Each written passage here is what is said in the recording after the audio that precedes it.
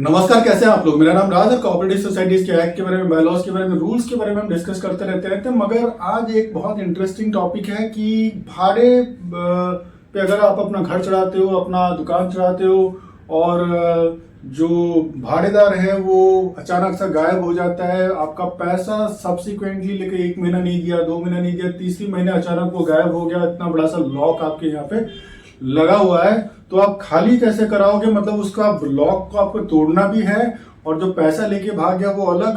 तो आपके पास में क्या रिकोर्स रह जाता है, आप क्या करोगे, ये आज हमारा टॉपिक है।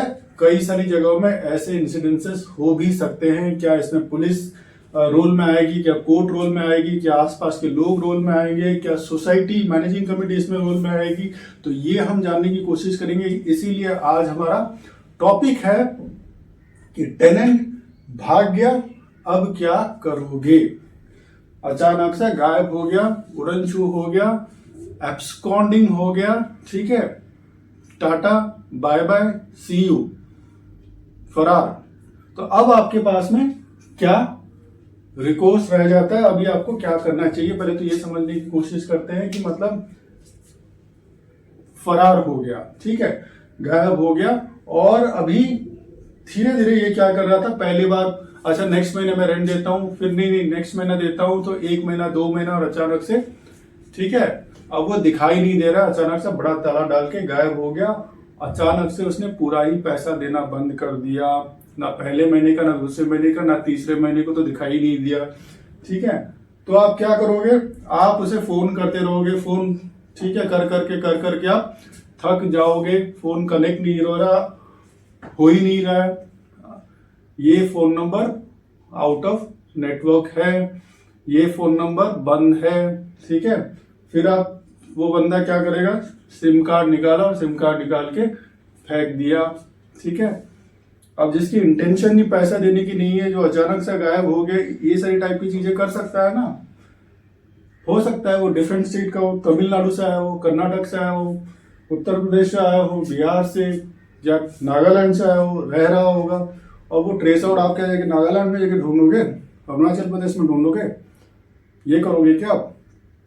गायब हो गया वो, आपने जो उसने आधार कार्ड वगैरह जमा किया हुआ था, आपने क्या किया वो, ठीक है, उस पर आपने नोटिस भेजना शुरू कर दिया, ठीक है, लीगल नोटिस वगैरह भेजा, या आपने कोई इंटीमेशन भेजा, या कोई लेटर भेजा, गया वहां पे किसी ने रिसीव नहीं किया, ठीक है, तो या फिर वो रिटर्न आ गया, या वहां पे है मगर वहां पे नहीं होने का, समझ रहे हो ना आप, नोटिस नॉट एक्सेप्टेड या फिर नोटिस रिटर्न आ गया, दोनों ही एक ही बात है ऑलमोस्ट, ठीक है।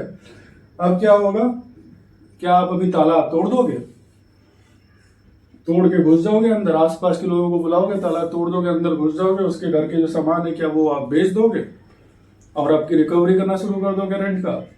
ऐसा आप नहीं कर सकते हो।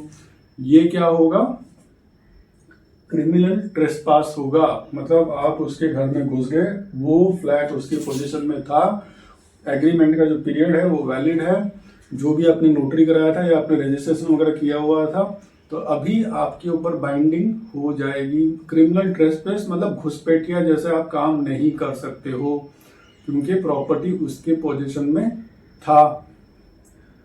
आपके ऊपर चोरी के चार्जेस भी लग सकते हैं। उसके पास कोई सामान होगा नहीं होगा, जो भी होगा, कल आपने वहां पे घुसा और आपने घुस के आपने सामान वगैरह बाहर फेंक दिया, या फिर आपने बाहर निकालने के बाद किसी और को भाड़े पे चढ़ा दिया और कल आके वो हाजिर हो गया, मेरा तो सामान ये सब था, नहीं भी होगा, हो सकता है आपके ऊपर चार्जेस लग जाए, वो खाली भी करके गया होगा, तो आपके ऊपर चार्जेस लग सकते हैं अगर कल वो वापस आ गया, ठीक है। और आप पुलिस के पास जाओगे, देखिए इंस्पेक्टर साहब, सब इंस्पेक्टर साहब, देखिए ऐसा ऐसा है, ये इसको हमने भाड़े पे चढ़ाया था, ये हमारा एग्रीमेंट है, पहले महीने इसने भाड़ा नहीं दिया, दूसरा महीने नहीं दिया, अचानक से गायब हो गया, इतना बड़ा सा लॉक डाल के चला गया, मुझे ना वो ताला तोड़ना है, आप मुझे ताला तोड़ने की मदद करो, उसको आप ढूंढो, पुलिस कहाँ से जाके ढूंढेगी। हो सकता है पुलिस आपको बोले कि ये दीवानी मामला है, ये सिविल कोर्ट का मैटर है, ये रेंट के रिलेटेड मैटर है, तो आप वहां पे अप्रोच करो, कोर्ट को अप्रोच करो। दीवानी मामला मतलब आप सिविल कोर्ट केस के प्रोसेस में जाओ और आपको मालूम है हमारी कानूनी प्रक्रिया कैसा है, कितना क्या टाइम लग सकता है। हो सकता है 2 महीना, 4 महीना, 6 महीना, 6 साल भी लग सकते हैं। ठीक है, जल्दी हो जाए ऐसा उम्मीद कर सकते हैं, मगर प्रोसेस हर चीज में टाइम लगता ही है, क्योंकि हियरिंग होगा, ढूंढा जाएगा, समन्स जाएंगे, आएगा नहीं आएगा, कभी जज साहब बीमार है, कभी आरोपी मतलब जो पिटिशनर है वो बीमार है, कभी कोई विटनेस नहीं आ रहा है, कई सारी चीजें हो सकते हैं। ठीक है क्या पुलिस तोड़ देगी? पुलिस के पास ऑथोरिटी है क्या तोड़ने की?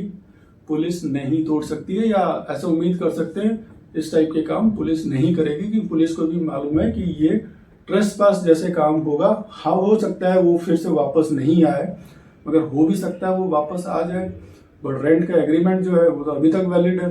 तो पुलिस ऐसा काम नहीं करेगी। भाई बंदी में अगर कहीं पे कुछ, वो देख लीजिए आप, कोर्ट ऑर्डर, जब तक कोर्ट ऑर्डर करेगा, हियरिंग होगा, रिजल्ट निकलेंगे, उसके वर्डिक्ट निकलेंगे, तब तक काफी सारे टाइम जा सकते हैं।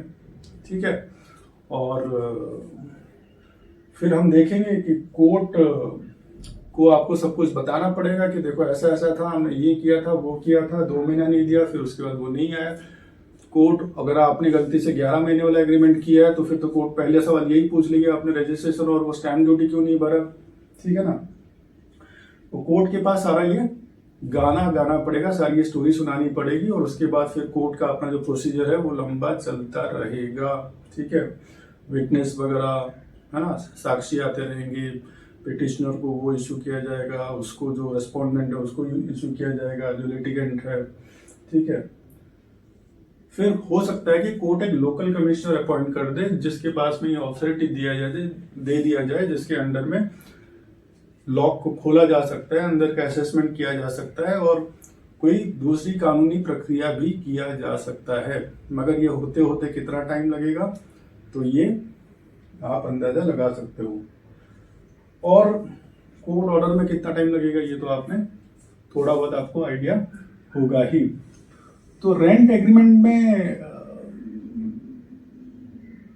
क्या है ना, कि जो आप रेंट एग्रीमेंट बनाते हो, जो भी 11 महीना बनाते हो, 22 महीना बनाते हो, या 2 साल, 3 साल या 1 साल का बनाते हो, उसके अंडर में आपने लीव एंड लाइसेंस, मतलब इतने पीरियड के लिए आप उसको दे रहे हो, उतने पीरियड के पोजीशन आप उसको दे रहे हो, मतलब उसमें रहने का अधिकार आप उसको दे रहे हो।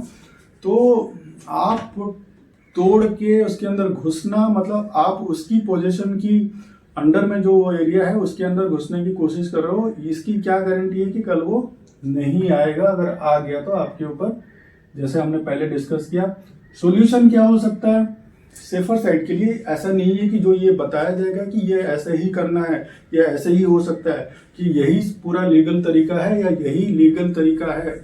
ये एक सजेशन ऐसा हो सकता है कि इससे चीजें हो सकता है कि आसान हो जाए, पर ये नहीं कि यही लीगल तरीका हो। ठीक है, जब भी आप रेंट एग्रीमेंट बनाते हो तो कोई एक लोकल गारंटेड, मतलब उस एरिया का कोई लोकल पर्सन कोई रखो, बीच में किसी को रखने की कोशिश करो, ताकि अगर ये भाग जाए तो आप उसको पकड़ पाओ। ठीक है ना, उसको रेस्पॉन्सिबल मान पाओ, उसको लीगली उसकी लायबिलिटी क्रिएट की जा सके और उससे वसूली की जा सके, या उसको कानूनी तरीके से उसे लपेट में लिया जा सके। ठीक है, तो लोकल गारंटर यहाँ पे आप लीव एंड लाइसेंस के अंदर डाल सकते हो। तो आपको एक लोकल गारंटर का क्लॉज उसके अंदर लीव एंड लाइसेंस एग्रीमेंट के अंदर डालना पड़ेगा, और थोड़ी वेयर अबाउट उसकी रखनी पड़ेगी। अब 30 दिन हो गया, वो भाग गया, कोई रेंट नहीं दे रहा है। ठीक है, और आप देख रहे हो कि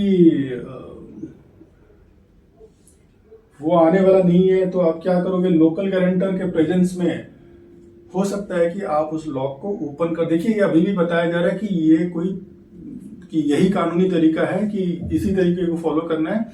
ये सॉल्यूशन की क्रिएट की कोशिश की जा रही है कि ऐसा करे तो हो सकता है कि ये चीजें आसान हो जाए। ऐसा नहीं कि लोकल गारंटर है उसके पास भी ऑथोरिटी होगी कि वो भी तोड़ दे, वो घुस जाए, तो उसके पास भी ऐसी कोई लीगली, बट चीजें आसान हो सकती है अगर आपने ऐसा कोई क्लॉज डाला हुआ है कि इन केस ऑफ कि तुम भाग गए, तुमने रेंट नहीं दिया, तुमने इस टाइप की चीजें नहीं की, ये सब चीजों को आपने क्लॉज ये सब आपने ना इंसर्ट कर दिया है लीव एंड लाइसेंस के अंदर में। तो जब मान लिया जाएगा कि 1 महीने तक आप नहीं मिल रहे हो, आपकी ट्रेस आउट नहीं हो रही है, तो लोकल गारंटर को ऐसे ऑथराइज किया जाता है by virtue of this leave and licence कि उसके प्रेजेंस में या वो उसे खोल सकता है और वो उसे तोड़ सकता है। अभी भी कि ये लीगल तरीका है नहीं, मगर ऐसे एक सहूलियत शायद क्रिएट की जा सकती है। फिर लोकल न्यूज़पेपर में दे दो, पब्लिक नोटिस दे दो आप कि ऐसा ऐसा है, ये फ्लैट नंबर है, ये सोसाइटी है, ये एरिया है, ये पर्सन को दिया गया था रेंट पे, ये पर्सन मिल नहीं रहा है, इसका जो भी है, अगर इतने दिन में आपने रिपोर्ट नहीं किया, रेंट वगैरह नहीं दिया, अपनी प्रेजेंस नहीं दिखाई, तो हो सकता है कि वो ताला को तोड़ दिया जाए। ठीक है, ये सब करना जरूरी है। ऐसा तो नहीं कल सच में वहां पे चोरी हो गया और किसी को तो मालूम नहीं है, ओनर तो आप ही हो, और सच में उसमें सामान रखे हुए हैं, पता चला कि वो कुछ हो गया था, 35-40 या 2 महीने बाद वो पहुंच जाएगा या पहुंचने वाला था, और चोरी की वजह से, क्योंकि आपका घर भाड़े पे दिया हुआ है, तो आप ही के ऊपर चोरी का इल्जाम लग जाए। तो आप पुलिस को भी इंटीमेट करके रख लो, ठीक है ना, सेफर साइड के आप पुलिस को भी अनऑफिशियली या ऑफिशियली इंटीमेट करके रख लो। इन केस अगर ऐसा कुछ होता है तो आप रेस्पॉन्सिबल नहीं होगे। ठीक है, और अगर पुलिस के साथ आपका अच्छा मतलब सेटिंग वर्ड तो यूज नहीं कर पाएंगे, मतलब अच्छा भाईचारा है, मतलब अच्छी रिलेशन है, तो हो सकता है कि दारोगा साहब मतलब आके थोड़ा हेल्प कर दीजिए कि ऐसा ऐसा है, 5 लोगों को साथ में इकट्ठा कर लीजिए, जैसे पंचनामा टाइप का, जैसे वो लोग खड़े हो जाएंगे और उनके प्रेजेंस में अगर ऐसा कुछ ओपन करके अगर ऐसा कुछ अरेंजमेंट हो सकता है, तो अब देख लीजिए कहाँ पे कैसा आपका क्या रिलेशन है। अगर अच्छा है तो शायद काम हो जाए। तो ये एक तरीका हो सकता है, ऐसा ही करना है, ऐसी कोई। फिर उसके बाद agreement not in one name, कहीं कई जगह पर जैसे बीवी और हस्बैंड वाइफ दोनों के नाम पे आप एग्रीमेंट करके रख लो। सिर्फ हस्बैंड के नाम पे ही एग्रीमेंट है, जो टेनेंट है वही गायब हो गया, बीवी के नाम पे भी कर लो, या भाई बहन या भाई और बहन दोनों के नाम पे कर लो, या 3 फ्रेंड्स रह रहे हैं, तीनों के नाम पे एग्रीमेंट करके रखो। तीनों को कोई एक तो पकड़ा जाएगा, कहीं ना कहीं किसी ना किसी स्टेट से, किसी ना किसी जगह से तो पकड़ा जाएगा। प्रोबेबिलिटी पकड़ने की शायद बढ़ जाएगी, तो इनको इसलिए मल्टीपल लोग अगर उसके अंदर रह रहे हैं तो उनके नाम पे एग्रीमेंट करने की कोशिश करो। उसके नाम से पोस्ट डेटेड चेक भी अपने पास में रख लो, इन केस कहीं पे कुछ जैसे फेलियर हो, इस टाइप की इंसिडेंसेस हो, गायब हो जाए, मिले नहीं, एब्सकॉन्डिंग हो जाए, फरार हो जाए, अंतर ज्ञान हो जाए, तो पोस्ट डेटेड चेक को जैसे एनकैश किया जा सकता है। इस ऐसे केसेस में जैसे लोगों की इस टाइप की जो टेनेंट रहता है, अगर उनकी इंटेंशन ऐसे भागने वाली रहती है, तो हो सकता है आपका पोस्ट डेटेड चेक भी बाउंस हो जाए। ये और अच्छी बात है, बाउंस हो जाएगा तो उसके लिए क्रिमिनल ऑफेंस बनेगा, फिर वो कोर्ट में मैटर जाएगा चेक बाउंस केस में, फिर वारंट भी इशू हो सकता है, तो और लाइबिलिटी वो टेनेंट जो भागा हुआ है उसके प्रति बन जाएगी। तो ये आप प्रोविजन कर सकते हो। और एक शायद अगर आप पोजीशन हैंडओवर मेमो अगर म्यूचुअल अंडरस्टैंडिंग में अगर ऐसा हो पाए, ऐसा ही करो, ऐसा फिर बोल दिया जाता है कि ऐसा करना, ऐसा कुछ है नहीं। मगर ऐसा कि इन केस अगर पहले से आप दोनों ने जैसे साइन करके कि अगर ऐसा कुछ है तो कुछ अरेंजमेंट करके आपने पोजीशन हैंडओवर मेमो पहले से ही करके रख लिया है, डेट वगैरह, ठीक है ना, जैसे भी, तो ऐसे किया जा सकता है। फिर उसके बाद आपको मालूम है अगर कोर्ट ने ऑर्डर दे दिया, ठीक है, ये भाग गया है, ताला तोड़ दो, ऐसा वो दिखाई नहीं दे रहा है, वो कहीं मिल नहीं रहा है, आ नहीं रहा है, और चीजें एग्जीक्यूट हो नहीं पा रही है, तो कोर्ट का ऑर्डर खाली आ जाए तो मैटर सॉल्व नहीं हो जाता। कोर्ट ऑर्डर दिया, ठीक है, इसको खाली कर दिया जाए, ठीक है, अभी दूसरे को भाड़े पे चढ़ा दिया जाए, मगर अभी भी एग्जीक्यूशन, कोर्ट के ऑर्डर को एग्जीक्यूशन करने के लिए फिर से एक दूसरा पिटीशन डालना पड़ेगा फॉर द एविक्शन। तो ये भी कोर्ट की जो प्रक्रिया है, तो ये सब चीजें है ना, तो अवॉइड ही करना है। अगर स्टार्टिंग से ही हम काफी सारे प्रिकॉशंस लेने शुरू कर दें तो चीजें शायद आसान हो सकती है। और बाकी आप जानते हो कि अगर हम पुलिस के पास जाते हैं तो हो सकता है चीजें पुलिस के पास ही सॉल्व हो जाए, अगर 2 लोग आमने सामने वहां पे बैठ जाए, टेनेंट और जो ओनर है, हो सकता है कोर्ट तक जाए ही नहीं, या हो सकता है कोर्ट में ही जाके सॉल्व हो जाए। ठीक है, कहीं कहीं पे नॉर्मल कंप्लेन में ही सॉल्व हो जाता है। जरूरी नहीं कि ऐसी छोटी केसेस के लिए एफआईआर ही पुलिस रजिस्टर कर ले। तो ये सब चीजें हैं कि ये छोटे लेवल पे सॉल्व हो जाना चाहिए, नहीं तो खिंचता जाएगा तो फिर खिंचता ही जाएगा। ठीक है ना। और बाकी है लैंडलॉर्ड आपके किस टाइप के है उस पर भी डिपेंड करता है। कहीं कहीं पे ठंडा आदमी भी हो सकता है, गर्म आदमी हो सकता है, कोई दबंग टाइप का अगर आदमी हो सकता है। ठीक है, थोड़ा वैसा टाइप का आदमी होगा तो वो बाय हुक और क्रूक कैसे भी तुड़वा देगा, स्टैंड ले लेगा, हालांकि वो सही नहीं है। नरम दिल का आदमी होगा और टेनेंट ऐसे भारी मिल गया, दबंग मिल गया, ठीक है ना, तो फिर चीजें बढ़ती ही जाएगी।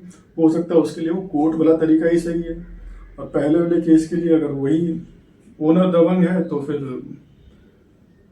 ठीक है ना, कितना क्या लीगल इलीगल है फिर वो उसको तरीका मालूम है, वो ऐसा निकाल लेगा। तो ऐसे टेनेंट को जैसे आप लीव एंड लाइसेंस करते हो, किसी टेनेंट को देते हो, बहुत सारी चीज़ों का आपको ध्यान में रखना है, बहुत सारी चीज़ों को आप पहले ही अगर इंश्योर कर लो तो अच्छी बात होगी। तो थोड़ा बहुत आज जैसा हमने डिस्कस करने की कोशिश की, कहीं कहीं पे ऐसे केसेस शायद हो जाते होंगे, तो ऐसे केसेस को अवॉइड करने के लिए आपको क्या करना है ये हमने थोड़ा ब्रीफली डिस्कस किया। ऐसे ही चीज़ों को जानने के लिए एक्ट, बायलॉज एंड रूल्स और कुछ दूसरी चीज़ों को भी जानने के लिए आप हमारे साथ में जुड़े रहिए। आप सबका बहुत सारा धन्यवाद।